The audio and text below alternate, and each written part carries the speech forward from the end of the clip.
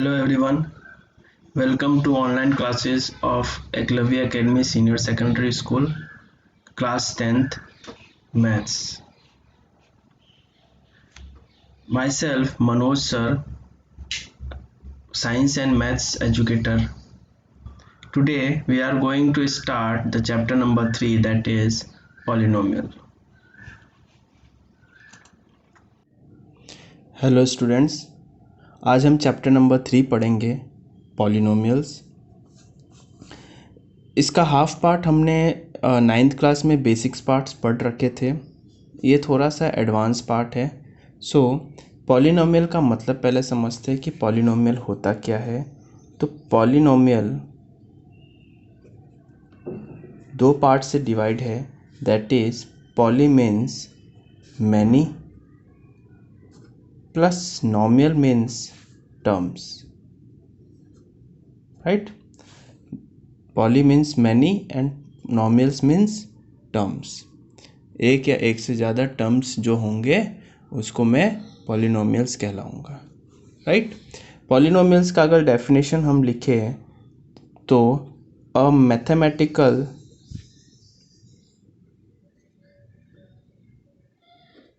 mathematical expression of one or more algebraic terms of one and more algebraic terms is called polynomials. मतलब एक mathematical expression होगा जिसमें एक या एक से ज़्यादा एल्जेब्रिक टर्म्स होंगे, है ना, उसको मैं एक पॉलिनोमियल किताब के करवाऊंगा। जैसे मैं एक एग्जांपल की तरह आपको समझाता हूँ कि ax² plus bx plus c ये एक एल्जेब्रिक एक्सप्रेशन है ना, जो कि टाइप्स ऑफ पॉलिनोमियल्स में इसको हम क्वाड्रेटिक इक्वेशंस पॉलिनोमियल्स के नाम से जानते हैं। तो हमको ये पता होना चाहिए कि वेरिएबल्स क्या चीज़ होते हैं, कांस्टेंट क्या चीज़ होते हैं और डिग्री ऑफ पॉलिनोमियल्स क्या चीज़ होते हैं। तो यहाँ पे जो आपका a, b और c है वो आपके क्या होंगे, कांस्टेंट होंगे, जो हमने 9th क्लास में पढ़ लिखा है। x और यहाँ पे जो है वो क्या क्या क्या कहलाता है, वेरिएबल्स कहलाएगा। और x की जो पावर होती है वो कहलाती है डिग्री ऑफ पॉलिनोमियल्स। वो हम बाद में पढ़ेंगे। इस चीज़ को हम देखते हैं कि इसको हम पावर कहते हैं, ठीक है। ठीक है, अगला टॉपिक है हमारा, ये इंट्रोडक्शन पार्ट ही करवा रहा हूँ। इंट्रोडक्शन पार्ट आपको अच्छी तरह से समझना है ताकि हम एक्सरसाइज के क्वेश्चन ईजिली कर पाए। Degree of polynomials.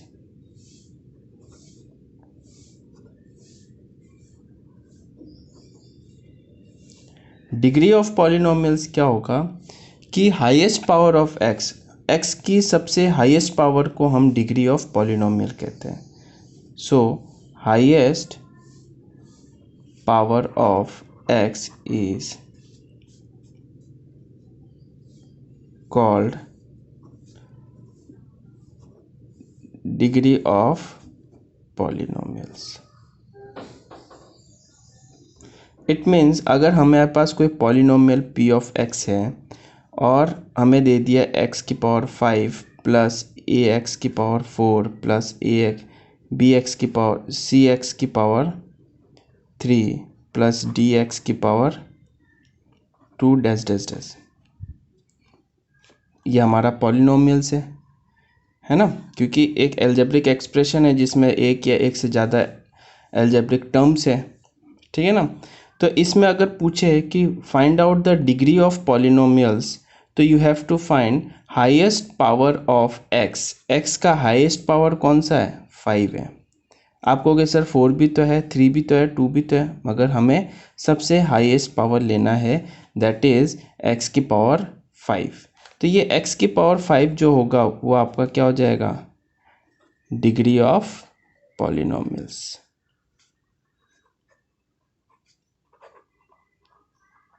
समझ में आया?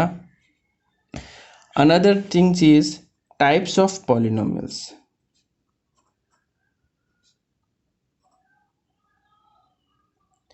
टाइप्स ऑफ पॉलिनोमियल्स में हमें देखते हैं कि पहला लेते हैं हम लीनियर पॉलिनोमियल्स।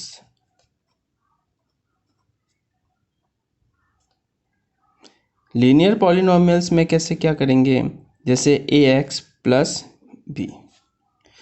अब जैसे लीनियर पॉलिनोमियल्स मतलब यहाँ पे x की पावर क्या होगी, हमेशा 1 होगी, ऑलवेज x की पावर 1 होगी, तभी वो पॉलिनोमियल जो है मेरा लीनियर पॉलिनोमियल कहलाएगा। ठीक है। सेकंड है हमारा quadratic polynomials.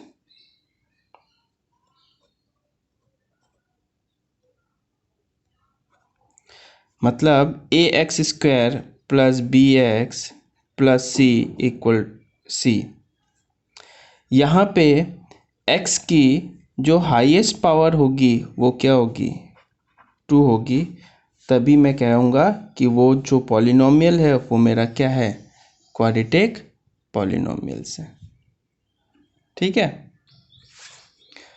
Third part is cubic polynomials.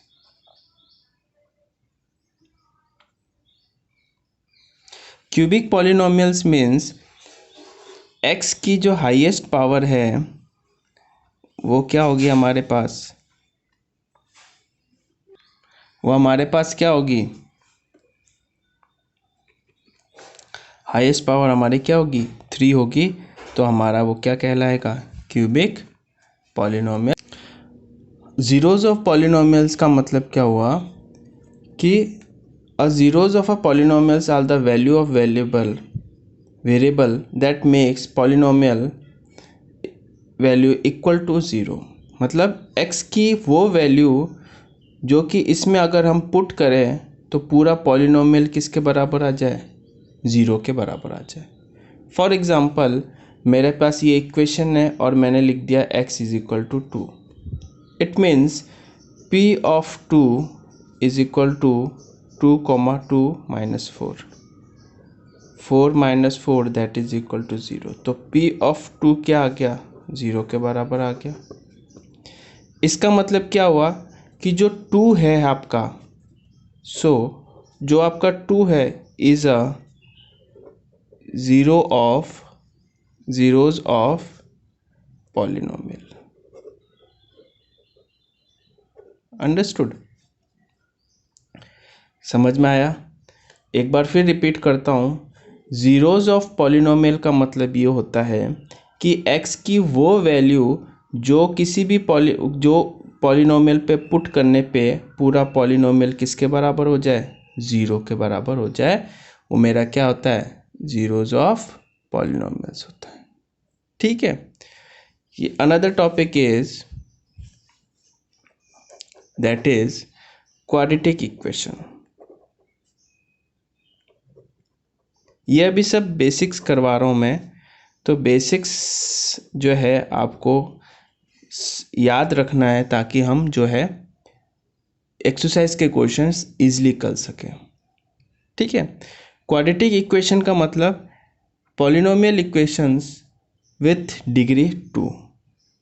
Polynomial का एक पॉलिनोमियल इक्वेशन होगा जिसकी डिग्री क्या हो जाएगी, 2 होगी। तो polynomial equation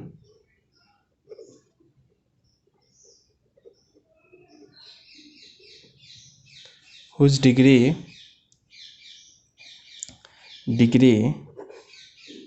is equal to 2 हो जाएगी। एग्जाम्पल के तरफ से समझते हैं हम इसको कि ax square plus bx plus c where a is not equal to 0 एक तरह का पॉलिनोमियल है, क्वाड्रेटिक पॉलिनोमियल। इसकी x की वैल्यू क्या है, 2 है, तो वो क्या कहलाएगा, क्वाड्रेटिक इक्वेशंस। मतलब हाईएस्ट पावर कितनी है आपकी, 2 है तब वो क्वाड्रेटिक इक्वेशन कहलाएगा। और एक कंडीशन दे दी है कि a जो है वो नॉट इक्वल टू 0 के बराबर होगा, वो कंडीशन हमें खुद को देखनी है। अगर 0 के बराबर हो गया तो ये पूरा टर्म 0 हो गया, सिर्फ ये टर्म बचेगा और इस टर्म में x की पावर क्या है 1 है। तो अगर x की पावर 1 हो गई तो ये क्या हो गया, क्वाड्रेटिक इक्वेशन नहीं हो पाएगी। समझ में आया? यहाँ पे और एक चीज़ देखते हैं, इस इक्वेशन को समझते हैं कि a क्या होगा, कोफिशिएंट ऑफ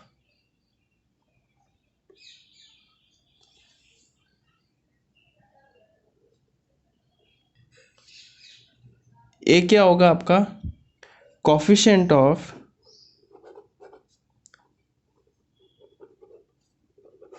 एक्स स्क्वायर। अभी ये कोफिशिएंट नया वर्ड है, इसको समझते हैं क्या चीज़ होता है।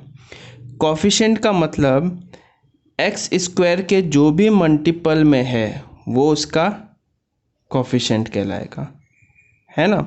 तो मैं अगर बोलूँ कोफिशिएंट ऑफ एक्स, तो आपको बोलना है एक्स के जो मल्टीप्लाई में है वो क्या है, उसका कोफिशिएंट। ठीक है। और सी पार्ट क्या हो गया आपका, सी क्या होता है आपका, कांस्टेंट होता है। अंडरस्टूड? सो यहाँ तक हमने पढ़ लिया, यहाँ तक हमने पढ़ लिया। एक चीज़ और देखते हैं यहाँ पे, that is quadratic equation has 2 zeros। Quadratic equations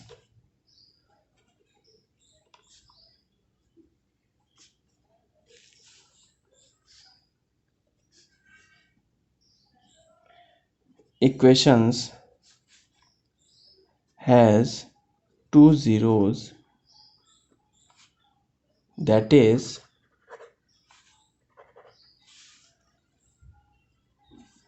alpha and beta. समझ में आया? मतलब क्वाड्रेटिक इक्वेशन जो है, जैसे अगर हम बोले a x square plus b x plus c, ये क्वाड्रेटिक इक्वेशन है। कैसे पता चला, x की पावर 2 है। तो क्वाड्रेटिक इक्वेशन को अगर हम सॉल्व करके x की वैल्यू निकालें तो 2 वैल्यूज़ निकलेंगे। क्यूबिक इक्वेशन में 3 वैल्यू निकलेंगे, 4 इक्वेशन में 4 वैल्यू निकलेंगे, उसी तरह से क्वाड्रेटिक इक्वेशन में 2 वैल्यूज़ निकलेंगे। इन 2 वैल्यूज़ से, ये जो 2 वैल्यू होंगे उनमें से किसी को भी आप अल्फ़ा मान लो और किसी को भी हम बीटा मान सकते हैं। ठीक है। अनदर टॉपिक देखते हैं, रिलेशनशिप बिटवीन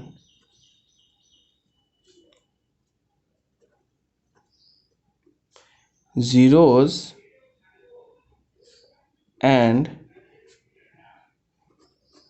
कोफिशिएंट्स। मतलब जीरोस और कोफिशिएंट के बीच में रिलेशनशिप हमें देखना है। तो हमने पता है जीरोस क्या होते, अल्फा और बीटा थे, है ना। और कोफिशिएंट क्या थे, ए बी सी थे, मैंने करवा रखा था, है ना। तो इसका पहला फॉर्मूला है, that is sum of zeros is equal to alpha plus beta. Sum हो गया 2 जीरो का सम, किसके इक्वल होगा, माइनस बी बाई ए के। अब ये बी और ए क्या चीज़ है, इसको एग्जाम्पल के तौर से देखते हैं। जैसे मैंने a x square plus b x plus c, तो जो ये ए और ये बी है वो तो हो जाएगा आपका coefficient of x square and x, और ये हो गया आपका alpha beta zeros of polynomial. तो ये फॉर्मूला आपका एक बनता है कि हमें sum of zeros is equal to minus b by a के बराबर होगा। इसको हम वेरीफाई करेंगे क्वेश्चंस के अंदर। Second thing is product of equations, products of zeros. इसको देखें तो प्रोडक्ट अल्फा बीटा दो जीरोस है क्वाड्रेटिक इक्वेशन के, उनका प्रोडक्ट किसके बराबर होगा, c बाई ए के बराबर। मतलब जो आपका यहाँ पे c है, यहाँ पे लिख देता हूँ मैं ax² plus bx plus c। जो आपका ये c है, c बाई ए के बराबर होगा उसका प्रोडक्ट। ये दो फॉर्मूला, इन दो फॉर्मूले के ऊपर कई बार क्वेश्चंस पूछा जाता है। इन दो फॉर्मूलेस को आपको याद रखना है, ठीक है।